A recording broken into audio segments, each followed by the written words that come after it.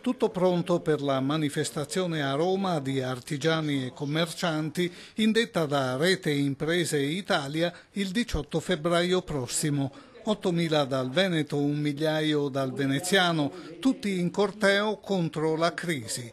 E accanto agli imprenditori anche i 5 sindaci di Dolo, Mirano, Salzano, Santa Maria di Sala e Scorzè. Fra i temi al centro della protesta l'eccessiva pressione fiscale a cui sono sottoposte imprese e famiglie. Poche ma precise le richieste degli imprenditori. Meno burocrazia, una tassazione equa e corretta, regole precise e uguali per tutti, la possibilità di avere un costo del lavoro che permetta di riassumere e non di aver sempre di più persa quella che è stata da sempre l'ambizione di chi fa impresa. Dar benessere alla famiglia, dar benessere a dove si opera. Nel biennio 2014-2016 l'aumento di imposizioni salirà a 4,6 miliardi dagli iniziali 1,6 del disegno di legge originario.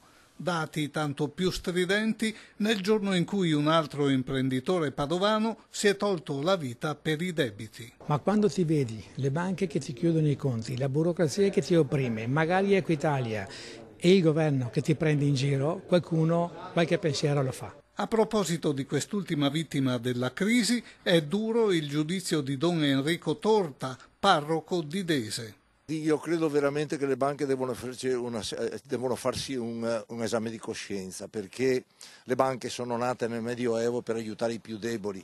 Oggi le banche hanno dei business talmente alti e spesse volte a livello di usura, per quel poco che io oggi sono dentro, perché ho cercato di capire da qualche persona esperta, ho visto che veramente c'è dell'usura dappertutto.